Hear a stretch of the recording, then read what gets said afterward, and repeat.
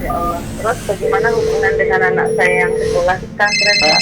Ini mau Disampaikan oleh nanya, Nabi kita Muhammad sallallahu alaihi wasallam. Terima kasih, Bapak. Perjalanan Assalamualaikum hidup yang warahmatullahi panjang. wabarakatuh. Bismillah, Assalamualaikum warahmatullahi wabarakatuh. Alhamdulillah, wassalatu wassalamu ala rasulillah wa ala alihi wa sahbihi wa man walah, amma ba'd. Para pemirsa Fatwa TV dimanapun Anda berada, semoga Allah senantiasa melimpahkan rahmatnya kepada kita semua. Alhamdulillah, pada kesempatan kali ini kita dapat berjumpa kembali dalam program live interaktif Fatwa TV dengan tema konsultasi keluarga. Bersama guru kita, Al-Ustadz Dr. Syafiq Riza Basalamah, hafizahullah ta'ala. Beliau adalah anggota Dewan Fatwa Perhimpunan Al-Irsyad, dan Alhamdulillah beliau telah hadir bersama kita di studio. Assalamualaikum Ustaz. Waalaikumsalam warahmatullahi Apa kabar wabarakatuh. Ustaz? Alhamdulillah ala al-afiyah. Masya Allah. كيف حالكم؟ Alhamdulillah. ما شاء الله الله يحفظكم من كل شر. Amin wa iyyak, Ustaz. Baik, sebelum masuk ke sesi pertama, yaitu nasihat muqaddimah yang akan disampaikan oleh Ustadz, terlebih dahulu kami sampaikan bahwa program ini juga disiarkan oleh beberapa radio yang bekerja sama dengan kami. Di antaranya di sana ada Radio Bin Bas Yogyakarta, Radio Sahabat Tegal, Radio MDFM Probolinggo, Radio Hang FM Batam, Radio Amuba Pangkal Pinang, Radio Sago FM Sumatera Barat, Radio Gema FM Bontang, Radio Al-Hikmah Banyuwangi, Radio Tuah FM Riau, Radio Madinah Caruban, dan Radio Mas FM Solo. Kami sampaikan terima kasih, jazakumullah khairan, kepada radio-radio yang telah kami sebutkan karena membantu proses penyiaran program ini di berbagai daerah melalui siaran radio. Selanjutnya kami masuki sesi interaktif. Kami persilahkan pada para pemirsa dan juga para pendengar radio sekalian, apabila ingin bertanya, konsultasi seputar permasalahan keluarga, kami persilahkan untuk menghubungi line interaktif Fatwa TV di 0331 544 6087. Ya. Dan sudah ada beberapa pertanyaan yang masuk melalui media.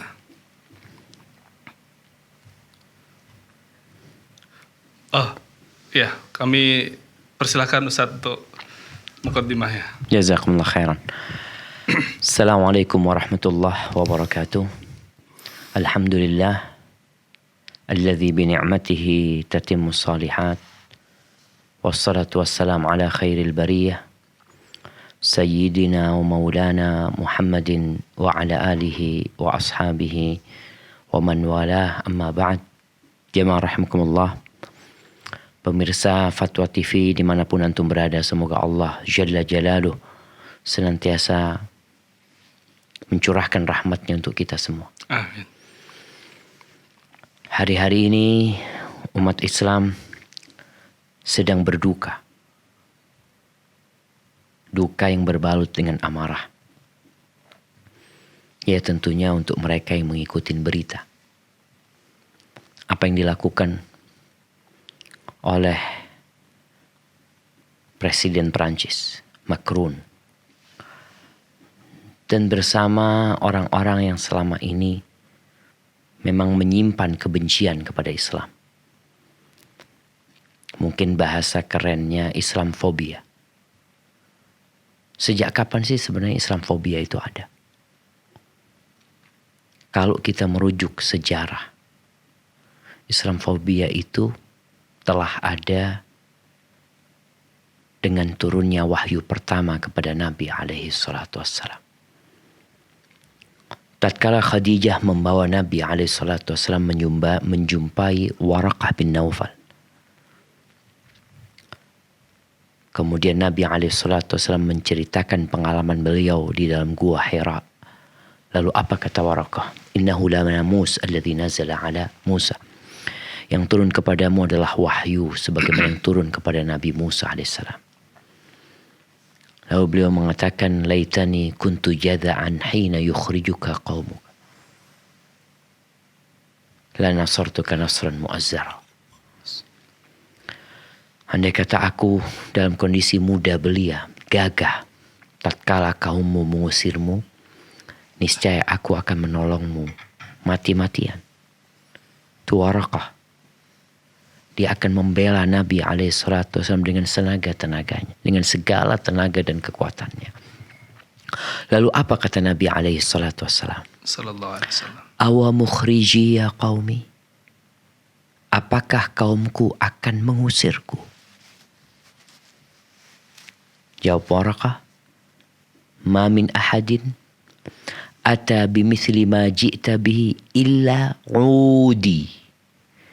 Tidak ada satupun orang yang membawa seperti apa yang kau bawa, melainkan dia akan dimusuhi. Itu sudah ketentuan jemaah. Semua nabi dimusuhin. Nggak ada nabi yang dielu-elukan sama kaumnya. Sebagian nabi itu dibunuh oleh kaumnya. Bahkan ada nabi yang kepalanya dihadiahkan kepada seorang pelacur. Sampai hari ini cacian, makian yang disematkan kepada baginda Nabi kita Muhammad SAW tetap ada. Ketika Nabi hidup saja di kota Mekah, satu penduduk Mekah itu mengelu-elukan Rasulullah SAW. Tapi waktu itu beliau belum jadi Nabi. Mereka menyebut beliau dengan Al-Amin. Namun tatkala beliau mulai berdakwah, mengajak orang-orang kepada Allah, semua pujian itu berubah menjadi celaan. Kadzalika ma atal ladzina min qablihim min rasulin illa qalu sahirun aw majnun. Begitulah, tidak ada nabi-nabi yang diutus kepada kaumnya, melainkan kaumnya mengatakan nabi itu dua sifat yang disematkan kepada nabi tersebut, sahir aw majnun. Penyihir atau orang gila. Nabi pun turut mendapatkan gelar tersebut. Sampai akhirnya beliau diusir dari kota Mekah. Dan beliau sempat hendak dibunuh oleh penduduk Mekah. Dan hari-hari itu berlalu. Kita belum ada pada waktu itu. Kita belum bisa membela Nabi Muhammad SAW pada waktu itu. Sekarang, umat Islam yang hidup di masa sekarang, apa yang harus dia lakukan? Dengan perbuatan orang-orang yang membuat karikatur, ya, bahkan memajangnya tentang Nabi kita Muhammad alaihi salatu wassalam. Penuh kebencian, penuh penghinaan. Dengan dengan panji besar mereka, kebebasan berekspresi. Kita tuh punya kebebasan menyampaikan pendapat. Tapi jangan nyakitin orang lain. Engkau kalau nyakitin tetanggamu dengan dalih kebebasan, engkau salah. Di negeri kita aja, kalau ada yang mencaci presiden, yang mencaci fulan manusia biasa, atau mencaci ormas atau apa, itu bisa dipidanakan. Kenapa? Karena kebebasan itu melampaui batasan. Engkau bebas mengungkapkan isi hatimu, tapi ada beberapa syarat dan ketentuan. Tapi kita jemaah yang muslim ini, apa yang harus kita lakukan? Rasulullah SAW bersabda dalam hadis riwayat Muslim, ad-din an-nasihah. Agama ini nasihat. Nasihat itu artinya berkeinginan untuk berbuat kebaikan atau menyampaikan kebaikan. Qulna liman. Kami bertanya, untuk siapa? Kata Nabi SAW, lillah, wali rasulihi, wali kitabihi, wali a'immatil muslimina wa ammatihim. Nasihat untuk Allah, untuk kitabnya, untuk rasulnya, untuk pemimpin-pemimpin umat Islam, dan untuk halayak ramai umat Islam yang lainnya. Bukan pemimpin, orang-orang biasa. Nasihat untuk Rasul apa maksudnya? Ana akan bacakan kepada antum yang mengaku pengikut Rasul SAW. Agar jangan sampai kita ini merasa telah berbuat sesuatu sebagai bentuk cinta kepada Rasulullah SAW. Tapi ternyata yang antum lakukan itu belum apa-apa. Kita nih dituntut untuk mencintai Rasulullah SAW lebih daripada orang tua kita. Lebih daripada anak kita. lebih daripada istri kita, lebih daripada bangsa kita, lebih daripada seluruh yang ada di muka bumi ini, bahkan lebih daripada dirimu sendiri. Apa kata Imam Nawawi ketika menjelaskan hadis nasihat untuk Rasulullah SAW? Sallallahu alaihi wasallam. Wa amman nasihatu li Rasulillah sallallahu alaihi wasallam fatasdiquhu ala risalah. Yang pertama adalah mempercayai dengan risalah yang beliau bawa. Wal imanu bi jami'i ma ja'a bihi. Beriman dengan semua yang beliau bawa. Yang ketiga, wa ta'atihi fi amrihi wa nahyihi. Mentaati Nabi SAW. Disuruh, kerjakan. Dilarang, tinggalkan. Ini nasihat buat Rasul SAW. Yang keempat, wa nusratihi hayyan wa mayitan. Membela Nabi SAW dalam kondisi beliau masih hidup dan dalam kondisi beliau sudah mati. Beliau sudah mati sekarang. Kita harus membelanya. Kemudian yang kelima, wa mu'adati man ada. Membenci yang membenci Nabi Muhammad SAW. Kita harus benci sama Macron dan koloni dia. Benci. Wa muwalati man wala. Mencintai orang-orang yang mencintai Nabi SAW. Loyalitas kita untuk memberikan loyalitas mereka kepada Nabi SAW. Wa i'zamu haqqih. Mengagungkan haknya. Wa tauqirihi. Menghormati Nabi SAW. Wa ihya tariqatihi. Menghidupkan jalan ajaran Nabi Muhammad wa sunnatihi. Kau sudah hidupkan gak sunnah Nabi SAW? Jangan ngomong cinta, bela Nabi SAW. Sunnahnya kau injek-injek. Sebagian kita mengaku cinta sama Nabi SAW. Terkadang ada orang mengamalkan sunnah Nabi SAW. Contoh nih, orang berjenggot. Kita kadang gak suka. Gimana kalau kau melihat Rasul SAW berjenggot? Dan jenggot Nabi memenuhi dadanya SAW. Sampai tatkala beliau sholat itu, para sahabat ditanya, dari mana engkau mengetahui Rasulullah SAW itu ketika sholat duhur itu membaca? Kan gak pakai suara. Dari mana? Apa kata para sahabat? Bittirabi lihyati. Dari jenggotnya yang bergerak-gerak dari belakang. Hidupkan sunnah Nabi SAW. Tegakkan. Wabas dakwati. Sampaikan dakwah Nabi SAW. Apa yang telah engkau sampaikan kepada keluargamu, kepada kawanmu, kepada anak buahmu. Wa nashri syariatihi. Menyebarkan syariatnya. Wa nafyi tuhma anha. Dan menghilangkan segala tuduhan-tuduhan kepada syariatnya.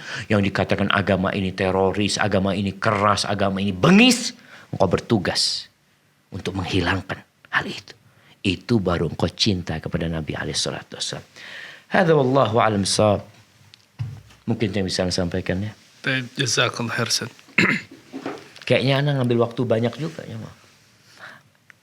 Cukup. Cukup ya. Jazakallah khairan pada Ustaz atas nasihat yang telah disampaikan. Semoga apa yang telah beliau sampaikan bisa bermanfaat bagi kita semua, para pemirsa dan para pendengar program ini. Ya, selanjutnya kami memasuki sesi interaktif. Kami persilahkan kepada pemirsa yang bertanya, silahkan menghubungi line interaktif Fatwa TV yang telah kami sebutkan dan tertera pada layar televisi Anda. Sudah ada penelpon yang menunggu, kami persilahkan. Assalamualaikum. Waalaikumsalam warahmatullahi wabarakatuh. Waalaikumsalam. Ya, dengan siapa di mana? Dengan Pak Daulay di Pekanbaru. Iya, Pak Daulay di Pekanbaru. Silahkan, Pak.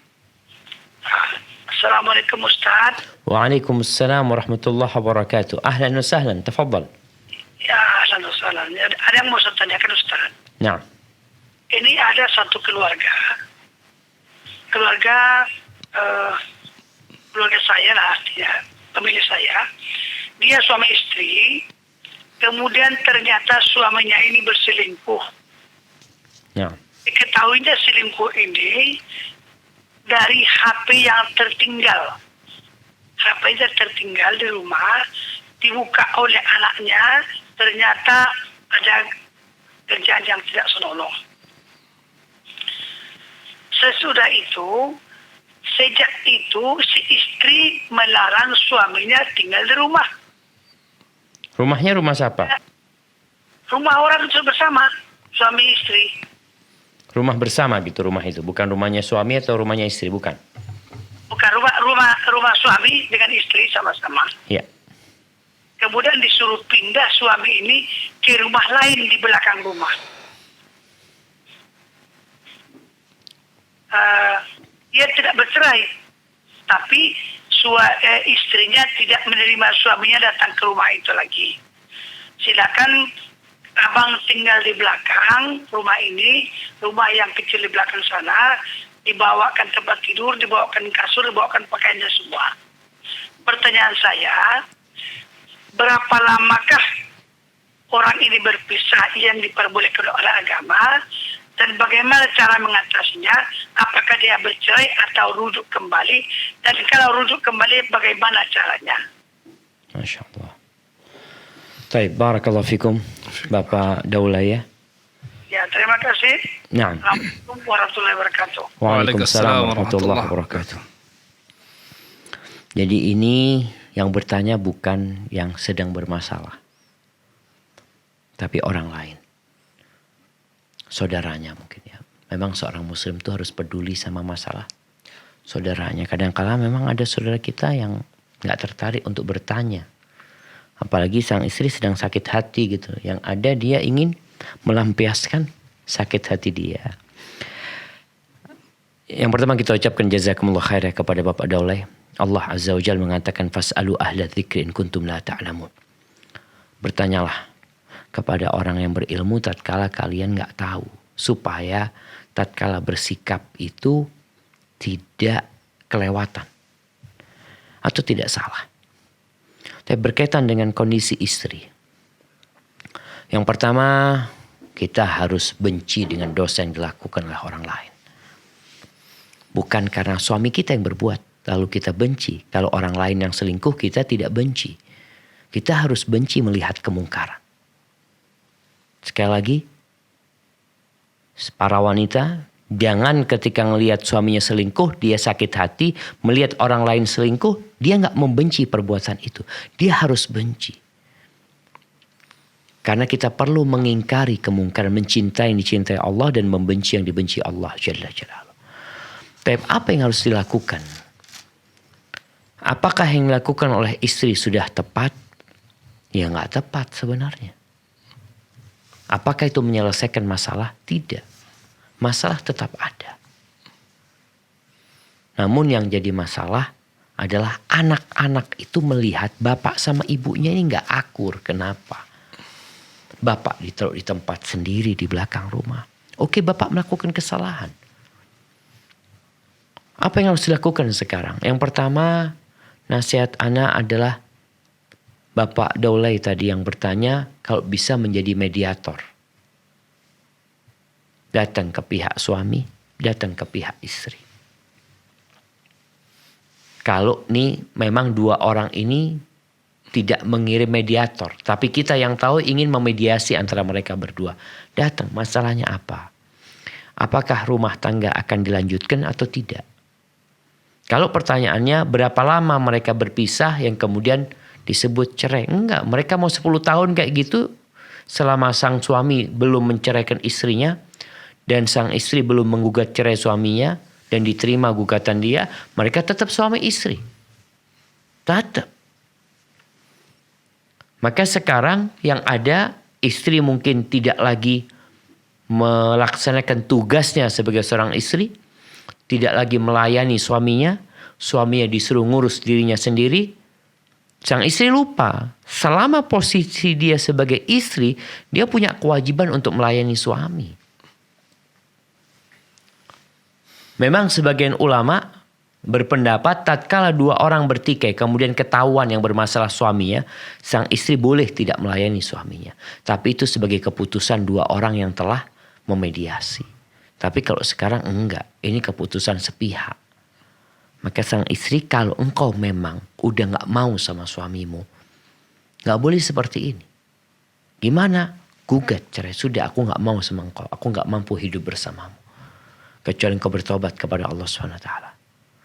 Tapi kalau kondisi masih suami istri maka hak dan kewajiban tetap harus dilaksanakan. Dan sang suami pun Hendaklah dia bertaubat kepada Allah Subhanahu wa taala dengan taubatan nasuha. Mungkin istrimu nggak tahu. Kadang-kala yang diketahui perempuan itu hanya ujungnya doang. Ada istilah sekarang seperti fenomena gunung es. Kecil di atas. Padahal di dalam banyak masalah. Bertobatlah kepada Allah Subhanahu wa taala. Kemudian kalau memang engkau sudah merasa nggak mungkin diperbaikin rumah tanggamu, dia mundur dari pernikahan itu kadang-kala lebih baik daripada mengorbankan anak-anak yang melihat orang tua ribut dan tiap hari sang anak melihat seperti itu. Biasanya sang ibu akan menanamkan kebencian ke anaknya. Tuh kenapa ibu hukum bapakmu itu? Wah. Aib ini seharusnya tidak dibongkar, malah disebarkan dan akhirnya nambahin dosa. Malah tetangga tahu semua. Aduh, tetangga, kerabatnya, semua orang tahu. Padahal kita tahu aib itu suruh tutupin. Siapa yang gak berbuat dosa? Semua berbuat dosa. Maka nasihat ana kepada sang istri, udahlah kalau engkau memang tidak mau dilanjutkan, gak perlu engkau sebarkan aib suami. Gak perlu engkau ngecakkan dia selingkuh, ana tahu dari HP-nya, anak-anak yang tahu gak perlu. Man satara musliman satarahullah. Barang siapa yang menutup aib saudaranya, maka Allah akan menutup aib dia. Gimana ini aib bapak anak-anaknya. Hadza wallahu a'lam bissawab. Baik, jazakallah khair Ustaz.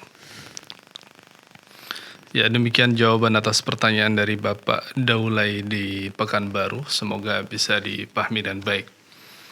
Ya, pertanyaan selanjutnya dari Saudara Didi Supriyadi di Jawa Barat, Ustaz. Masya Allah. Masya Allah.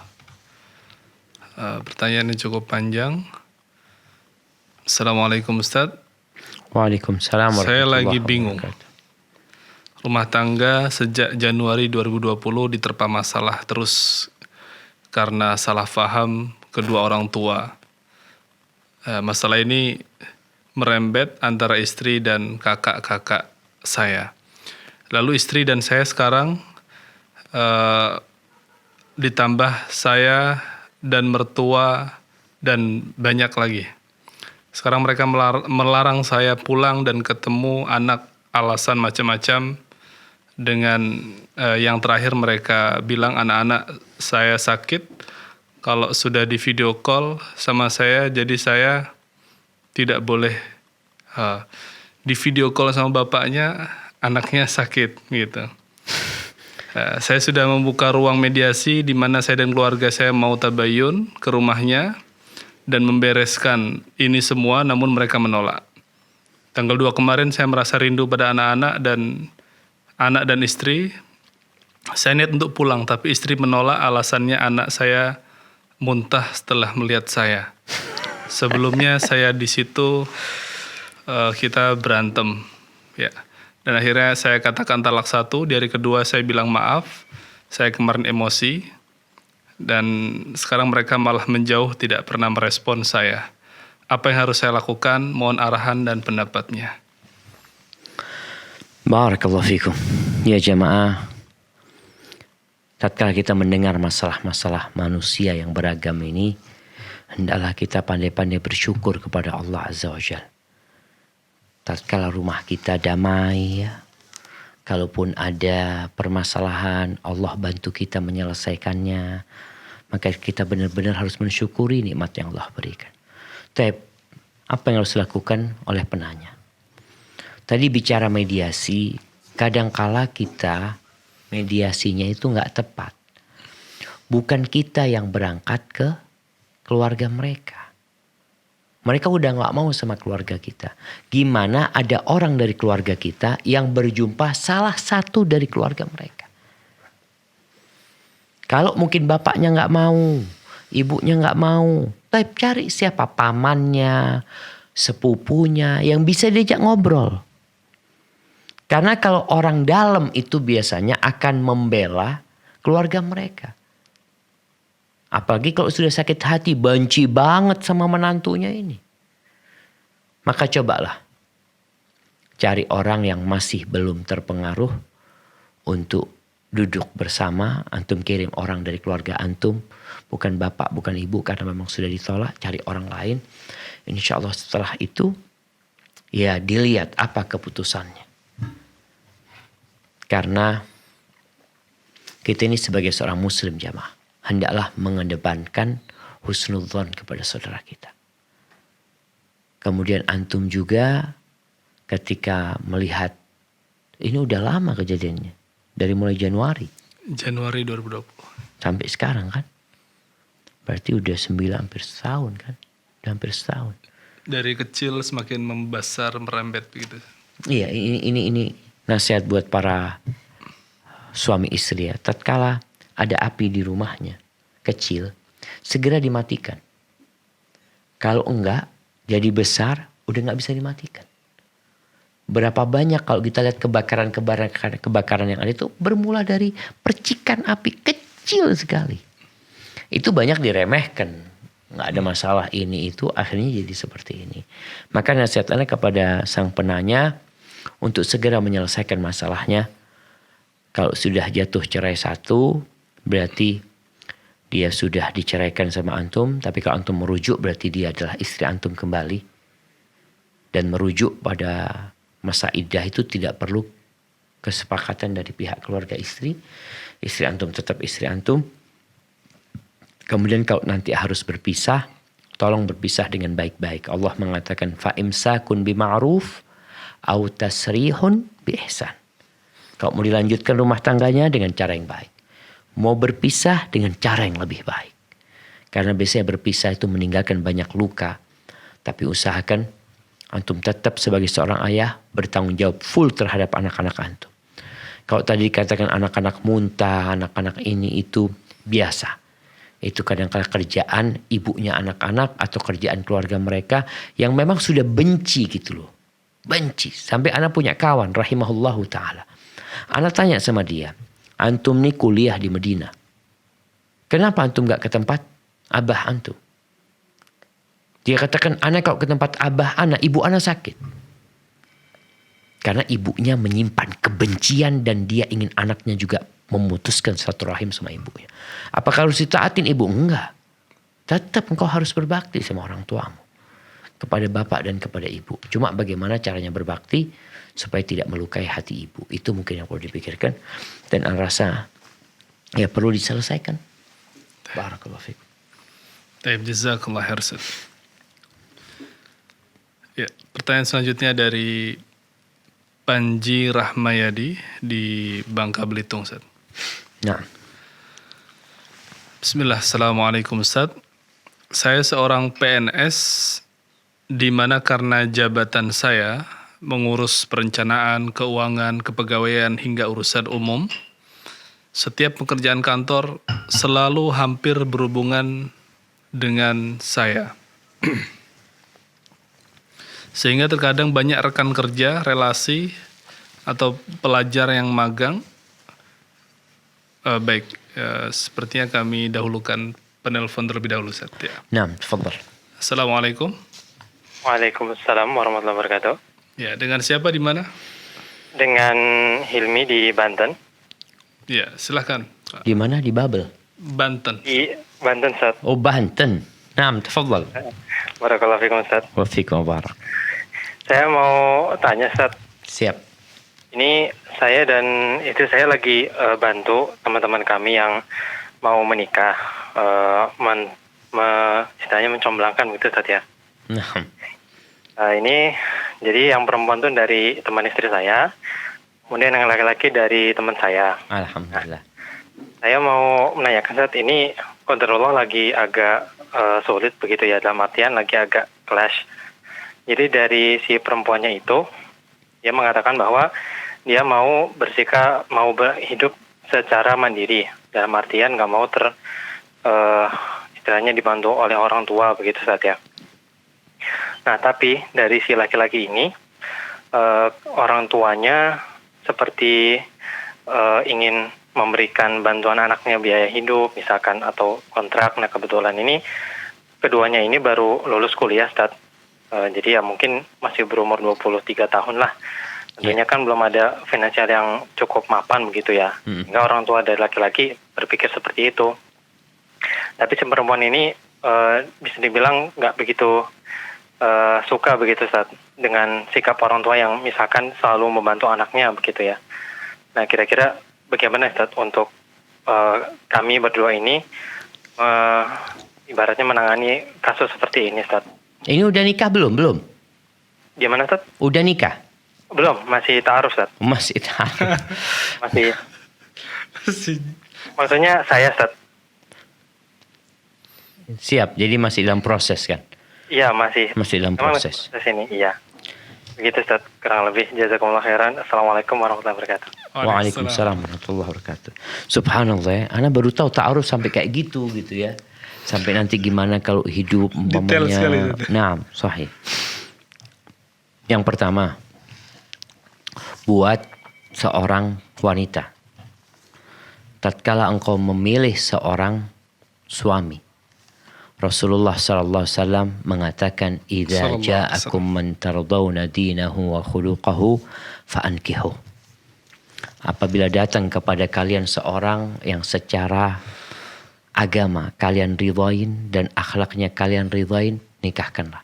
Jadi dua nih dalam hadis ini, akhlak dan agama. Maka perhatikan calon suamimu ini. Urusan yang detail itu nanti,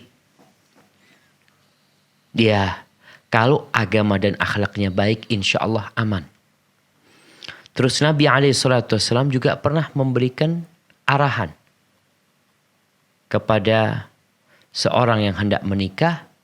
Diceritakan bahwasanya fulan itu miskin, orang fakir. Artinya dia nggak punya biaya untuk menghidupi dirimu. Ini menjadi alasan. Alhamdulillah. Rahmakallah. Menjadi alasan ketika seorang istri memilih suami, pilih suami yang mampu memberikan nafkah kepada dia. Karena memang laki-laki itu dianjurkan menikah tatkala memiliki kemampuan. Yang kata Nabi SAW, "Man istata'a minkumul ba'ah falyatazawwaj." Yang memiliki kemampuan hendaklah menikah. Baik, sekarang sang istri tatkala calon istri ini mengetahui calon suaminya itu belum punya nafkah, ini itu, dan akan dibantu oleh orang tuanya, maka sebenarnya itu hal-hal yang wajar. Tidak bertentangan dengan agama dan tidak juga mencoreng martabat suami. Karena itu hal yang wajar. Tatkala memang belum memiliki. Hanya saja tatkala suami menjadi beban buat orang tuanya, nanti perlu memberikan nasihat kepada suami tatkala itu. Engkau sudah dibesarkan, disekolahkan, masa engkau jadi beban? Ada anak yang jadi benalu di pohon orang tuanya. Jangan sampai. Maka nasihat anak kepada antum yang bertanya, memberikan pemahaman kepada seorang calon istri, kepada wanita. Ingat, sang suami itu atau laki-laki itu punya kewajiban taat dan berbakti kepada orang tuanya. Selama yang dilakukan orang tuanya itu yang wajar dan juga bukan intervensi. Karena kadang-kadang perempuan ini takut nanti kalau kayak gitu Ustaz, jadi mertua ini intervensi ini itu, merasa rumah itu rumah dari dia, ini dari dia. Mungkin itu yang ditakutkan oleh terlalu pihak istri, mencampurin karena merasa dia yang biayain ini keluarganya sang suami. Maka Anda rasa tadi tinggal disampaikan komunikasi yang baik bahwasanya orang tua melakukan itu tapi tidak ikut campur sebenarnya. Jadi kekhawatiran-kekhawatiran itu mungkin yang perlu dihilangkan dengan cara dikasih penjelasan tentang bagaimana agama kita menyikapi hal itu sebenarnya. Barakallahu fikum. Nah. Jazakallah khair Ustaz. Ya, sudah ada penelpon berikutnya menunggu Ustaz. Masya Allah. Tafadhalina. Assalamualaikum. Waalaikumsalam warahmatullahi wabarakatuh. Ya, dengan Ibu siapa, di mana Bu? Saya dari Palembang. Ya, silakan Ibu. Assalamualaikum Pak Ustaz. Waalaikumsalam warahmatullahi wabarakatuh. Ahlan wa sahlan. Tafadhali Ibu. Ya begini Pak Ustaz, saya mau tanya Pak Ustaz. Naam, silakan. Nah, waktu suami saya meninggal itu Pak Ustadz, saya itu berbicara dalam hati saya Pak Ustadz. Gimana Ibu? Ya waktu suami saya meninggal itu, saya itu di depan kepalanya Pak Ustadz. Di depan kepalanya? Ya. Saya itu membicara begini Pak Ustadz, saya bicara, ya Allah ya Rob, jangan lagi nama saya ini kau beri jodoh ya Allah, walaupun saya nanti kau beri jodoh, saya tidak mau begitu Pak Ustadz. Gimana Ibu? Afwan, kurang jelas suaranya barusan. Ustadz, Ya, ketika mau meninggal ada di kepala ibu di kepalanya suami, kemudian suami berkata apa? Suami saya itu meninggal tuh tidak mengatakan apa-apa Pak Ustadz. Dia itu meninggal tuh habis duduk langsung dia itu mengorak langsung meninggal Pak Ustadz. Sesudah dia meninggal itu Pak Ustadz, dia sudah kari mayatnya saja Pak Ustadz. Tapi saya itu kan ngomong begitu dalam hati Pak Ustadz. Oh, dalam hati. Ya begitu, ya Allah ya Rob, jangan lagi namanya saya ini diberi jodoh begitu Pak Ustadz, begitu. Apa saya ini bagaimana ya Pak Ustadz? Salah apa tidak saya ya Pak Ustadz? Begitu. Gimana Ibu? Minta maaf, barusan suaranya putus-putus ya. Jadi dalam hati Ibu berkata masalah apa Ibu ada jodohnya lagi? Tidak, kalau saya itu punya jodoh, saya tidak mau begitu Pak Ustadz. Ibu nggak mau kawin gitu? Tidak, begini Pak Ustadz, kalau saya ya Allah, kalau saya nanti diberi jodoh lagi, saya tidak mau menikah lagi begitu Pak Ustadz. Saya takut Pak Ustadz kalau saya menikah lagi. Jadi beliau seperti nanti saya nggak akan nikah lagi gitu loh. Gitu Ibu? Iya begitu Pak Ustadz, saya tidak mau menikah lagi Pak Ustadz. Nomor satunya saya takut Pak Ustadz nanti suami saya itu tidak sama seperti yang dulu Pak Ustadz. Masya Allah. Nah. Takut tidak sebaik suami yang meninggal. Nanti saya tidak dipertemukan lagi di Pak Ustadz di alam barzah nanti Pak Ustadz. Saya takut begitu Pak Ustadz. Siap Ibu. Ya, yang satu lagi begini Pak Ustadz. Apakah katanya itu tidak boleh Pak Ustadz kalau rumput di depan kuburan kita dibacoi apa bagaimana begitu Pak Ustadz? Katanya itu rumput itu bisa juga berzikir. Menanam rumput di kuburan suami? Ini Pak Ustadz kalau di Suaranya putus-putus. ya kita bersihkan begitu Pak Ustadz. Katanya itu tidak boleh dibersihkan. Rumputnya itu juga bisa berzikir katanya Pak Ustadz. Apa benarkah itu Pak Ustadz? Dengar tuh. Mohon diulangi. Sambungan teleponnya kurang jelas Ibu, mohon maaf. Nah Ibu. Ya ini sinyalnya ini lagi tidak bagus di sini. Iya. Sayang sekali pertanyaan kedua belum bisa dipahami. Iya, nah minta maaf ya. Taib, jamaah rahimakumullah.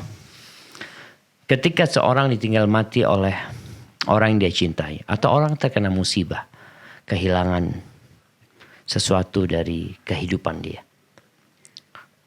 Allah Azza wa Jal mengatakan alladzina idza asabathum musibatun qalu inna lillahi wa inna ilaihi raji'un. Sesungguhnya kami milik Allah dan kepada Allah kami akan kembali. Itu yang diucapkan oleh seorang yang terkena musibah. Lalu Nabi SAW menambahkan sebuah doa. Setelah membaca itu berdoa. Apa doanya? Allahumma jurni fi musibati wa akhlif li khairan minha. Ya Allah, berikan pahala buat aku di musibahku dan berikan ganti yang lebih baik. Kan tadi Bu Ida ngomong takut kalau dia nikah gak seperti suami yang dulu. Makanya minta sama Allah yang lebih baik. Bukan yang sama tapi yang lebih baik. Terkadang kan susah cari yang lebih baik dari suaminya. Nah, ketika Ummu Salamah ditinggal mati oleh suaminya Abu Salamah. Jemaah antum kalau membaca kisah Abu Salamah sama Ummu Salamah ya. Bagaimana kisah cinta mereka. Mereka masuk Islam bareng, kemudian hijrah ke Habasyah bareng, kemudian balik ke Mekah, kemudian hijrah ke Madinah secara terpisah. Abu Salamah hijrah, Ummu Salamah bersama anaknya itu nggak boleh hijrah. Anaknya dibawa sama keluarganya Abu Salamah, Ummu Salamah tinggal di kabilahnya Ummu Salamah selama setahun jemaah, sampai seperti itu. Ketika meninggal Abu Salamah ini. Setelah itu mereka kumpul. Ketika Abu Salamah meninggal dunia. Ummu Salamah tanya. Setelah dia baca doa itu. Man khairun min Abi Salamah. Siapa yang lebih baik dari Abu Salamah? Dia mikir. Dia yakin Allah akan mengabulkan doanya. Cuma dalam benak dia siapa sih orang yang lebih baik dari Abu Salamah? Dalam bayangan Ummu Salamah, Abu Salamah itu orang paling top dalam hidup dia sebagai seorang suami. Tahu siapa yang lebih baik dari Abu Salamah? Nabi kita Muhammad alaihi salatu wassalam. Ummu Salamah itu dilamar sama baginda Nabi alaihi salatu wassalam. Gak ada yang lebih baik dari Rasulullah SAW ya. Makanya Ibu Ida jangan takut gitu loh. Tatkala berdoa minta sama Allah. Minta dikasih ganti yang lebih baik ya. Memang kalau kita mikir siapa sih yang lebih baik ya. Banyak yang lebih baik sebenarnya dari suami ibu gitu loh. Cuma kan ibu kenalnya hanya sama dia. Dan itu baik gitu loh. Tatkala seorang istri mengatakan bang gak ada orang sebaik engkau. Engkau gak tahu sama orang lain gitu loh. Bisa jadi dia lebih baik dari kita. Seperti itu. Hadza wallahu a'lam bishawab. Adapun pertanyaan kedua tadi ada informasi dari ruang studio tadi Seth. Rumput di kuburan katanya tidak boleh dicabut karena rumput itu juga berzikir. Apakah benar yang demikian? Jamaah rahimakumullah. Yusabbihu lillahi ma fis samawati wa ma fil ard. Bertasbih untuk Allah semua yang di langit dan di bumi. Pohon-pohon pun bertasbih. Kodok pun bertasbih, ikan-ikan pun bertasbih, semut pun bertasbih. Bukan berarti tatkala mereka bertasbih itu kita nggak boleh mencabut kalau itu rumput ya. Kalau itu ayam, kambing nggak boleh dipotong ya. Seperti itu. Kalau itu ikan nggak boleh dimakan, ikan bertasbih, betul gitu loh. Tapi ada waktunya dia diciptakan untuk kita. Maka bicara pohon pun bertasbih ya. Semua yang di langit dan bumi bertasbih. Cuma kita kan gak tahu tasbih mereka seperti apa. Maka gak ada masalah untuk dicabut, dirapikan kuburan suami. Kadang-kadang banyak ilalang di kuburan itu ya dirapikan. Dirapikan supaya kuburan itu tetap terjaga. Tetap terlihat kalau itu kuburan. Sehingga tidak diinjak-injak ya. Dia tetap terhormat sebagai sebuah kuburan. Jadi gak ada masalah. Baik, pertanyaan yang tadi sudah dibacakan sedikit, Seth. Jadi beliau ini punya jabatan di kantor, sehingga banyak kolega, relasi, bawahan yang dari lawan jenis ini sering menghubungi beliau. Entah itu bertanya atau masalah pekerjaan. Nah, ini beliau sudah berusaha menjawab dengan singkat seperlunya, tapi tetap dikatakan istrinya menganggap itu sebuah kesalahan. Nah ini, jadi bagaimana mengatasinya ini karena beliau tidak mau terjadi keributan dengan istrinya. Allahu Akbar. Siapa yang mau ribut sama istri gitu kan? Yeah. Kita pulang dari kerja, kepingin dibukain pintu, tahu-tahu kita buka pintu istri kuncinya nggak ada lagi, sama istri dikunci. Nah, jamaah yang bertanya ini benar-benar ingin memperbaiki lah hubungan sama istrinya. Tapi gimana sekarang? Perempuan ini sensitif. Perempuan itu bengkok. Kata Nabi SAW. Kalau mau dikerasin, mau dilurusin, patah dia. Nggak bisa dia jadi tulang rusuk yang bengkok. Terus kalau dibiarin, dia tetap seperti itu. Lalu gimana caranya? Fastamti wa fihinnal iwaj. Ya udah, engkau bersenang-senanglah sama istrimu dalam posisi engkau sadar ini perempuan. Dia perlu kesabaran, dia sensitif, ada hal-hal yang kecil yang dia anggap besar. Maka bagaimana sekarang seorang suami menggarap istrinya ini supaya tidak jadi masalah di rumah itu. Tapi masalahnya banyak orang-orang yang WA. Mungkin dia sama kayak anak. Anak ini banyak yang WA, yang telepon, ya perempuan-perempuan ini itu. Cuma tatkala anak merasa udah terlalu panjang ya curhat dia ini itu, anak sampai udah anak kasih nomor istri anak dengan harapan nanti ibu, mbak, siapa tanya sama istri anak, nanti anak jawab supaya nggak jadi masalah sama istri nanti. Anak ribut sama istri, ngurusin istrinya orang, anak ribut sama istri anak sendiri, kan nggak enak gitu loh. Maka ini menjadi solusi. Jadi anak usul sama bapak yang bertanya gimana istrinya jadi asisten dia gitu loh. Kalau yang perempuan-perempuan tanya sama istri kan nggak tahu jawabannya, nggak ada masalah. Dia nanti laporan, ada waktu ngomong sama suamiku ini ada yang bertanya seperti ini, jawabannya apa? Seperti ini. Akhirnya dia yang menjawab gitu loh. Ana rasa itu bisa menjadi solusi dan menjadikan istri lebih percaya sama suami ya. Suami juga nggak terganggu dengan adanya WA dari lawan jenis yang kadang kala nih, yang namanya perempuan ini kan beda sama laki-laki ya. Perempuan itu kalau ngomong, kalau jawaban kepingin panjang ya ini itu. Suami mengatakan kadang-kadang laki-laki tanya iya, tidak, ini itu seperti Singkat itu. saja. Singkat sekali gitu. Itu laki itu kayak gitu tuh.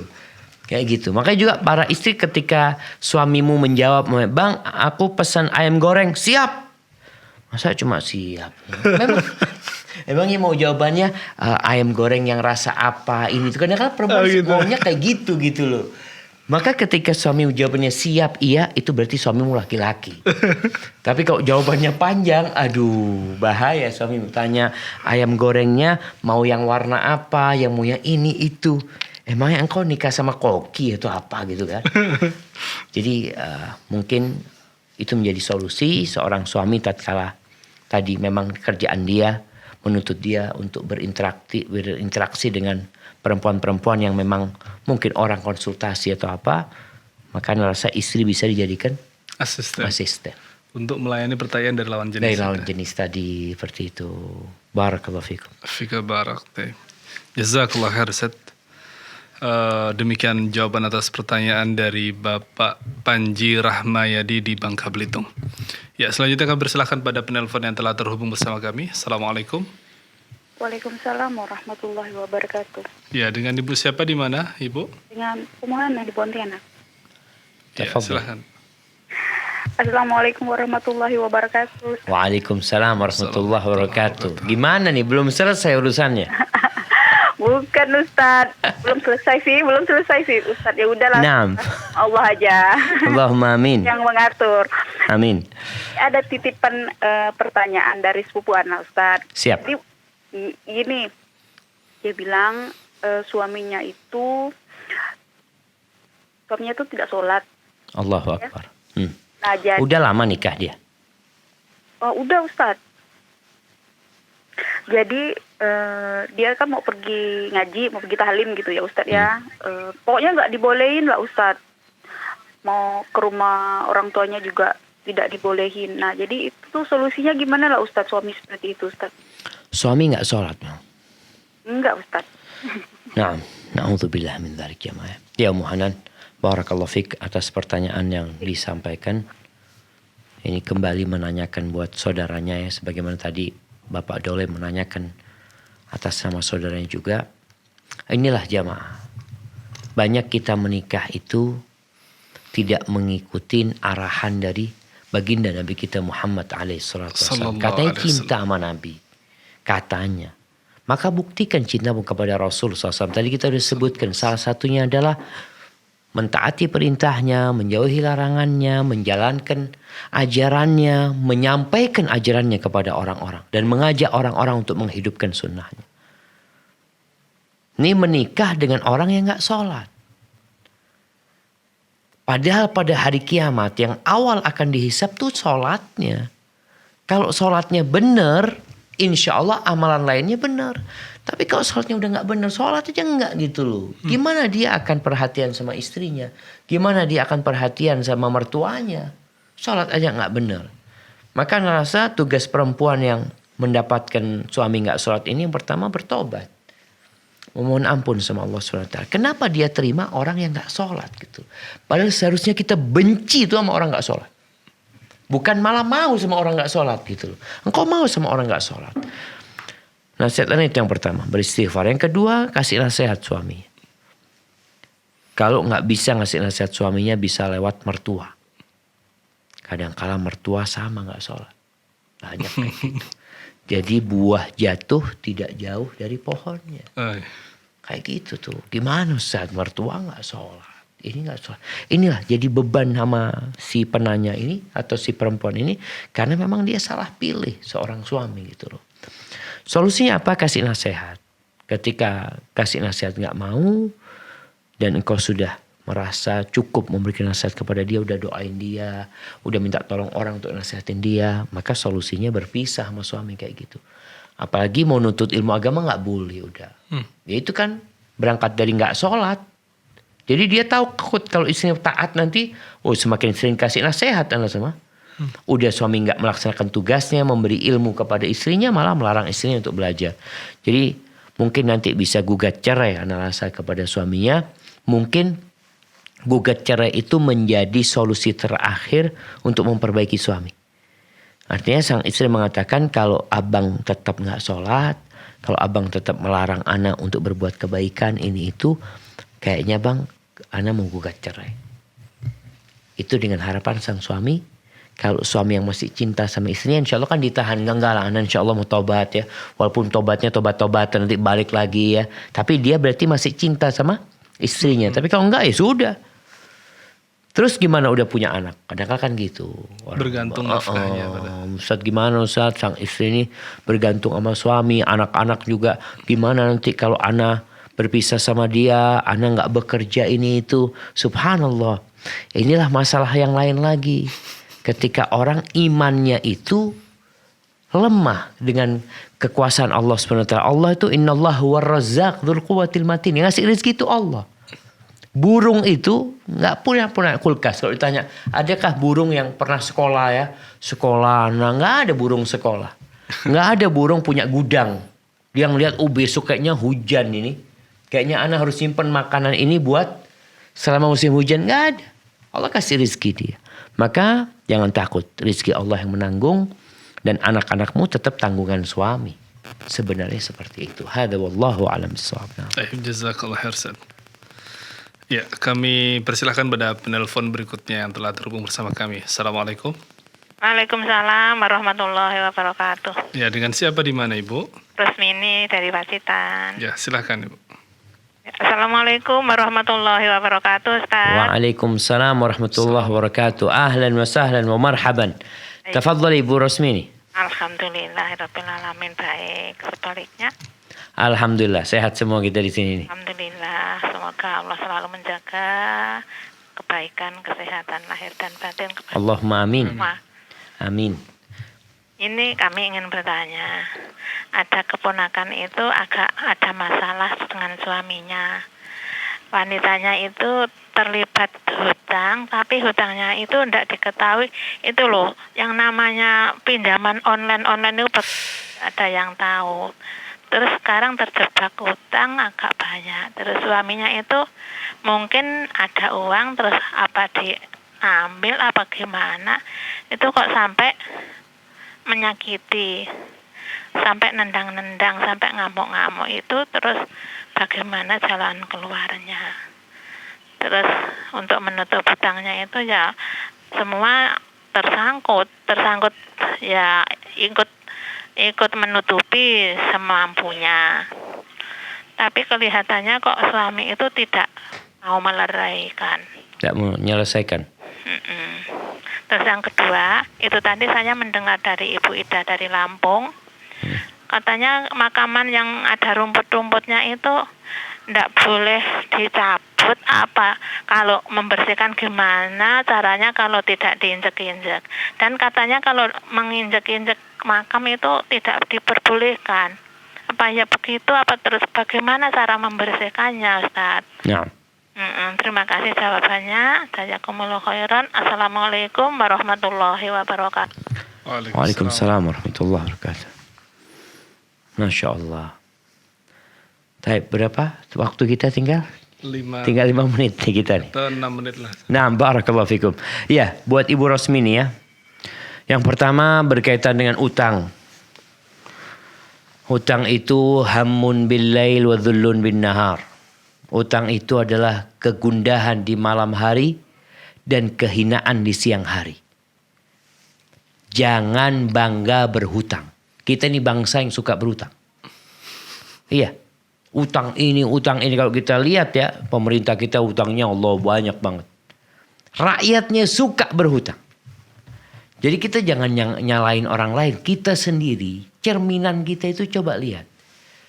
Antum motor utang, rumah utang. Lalu punya keyakinan kalau nggak utang nggak bisa punya motor.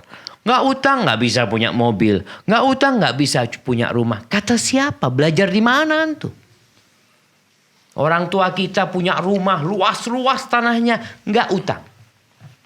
Terus antum sekarang rumahnya kecil. Hutang. Yang salah di cara kita memandang kehidupan ini.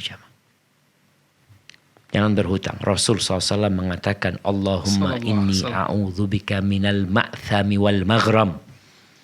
Ya Allah, aku berlindung kepadamu dari dosa dan hutang.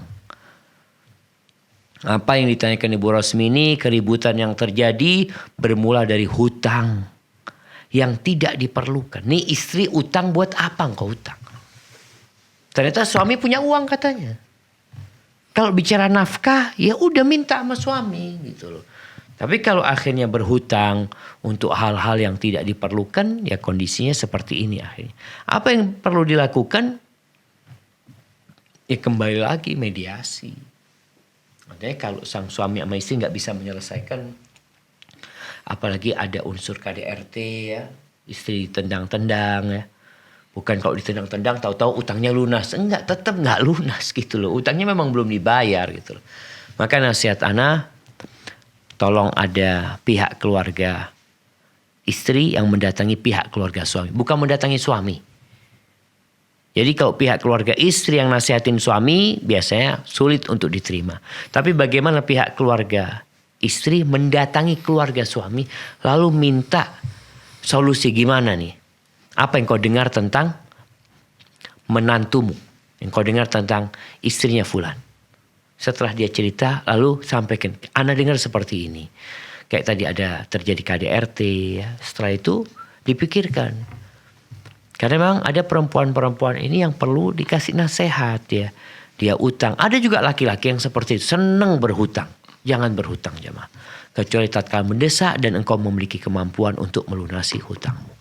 Hadza wallahu a'lam bishawab. Adapun pertanyaan yang kedua berkaitan dengan rumput tadi udah kita sampaikan. Ya rumput itu dibersihkan. Kemudian kuburan itu dijaga gitu loh, dijaga jangan sampai diinjak-injak gitu tadi. Supaya orang tahu ini kuburan. Kadang-kadang kan orang sampai pohonnya tinggi-tinggi, anak-anak anak-anak nyari layangan di situ, keinjek-injek kuburan ya. Maka tetap dibersihkan. Enggak ada masalah, dicabut pun enggak ada masalah. Sehingga nampak itu kuburan.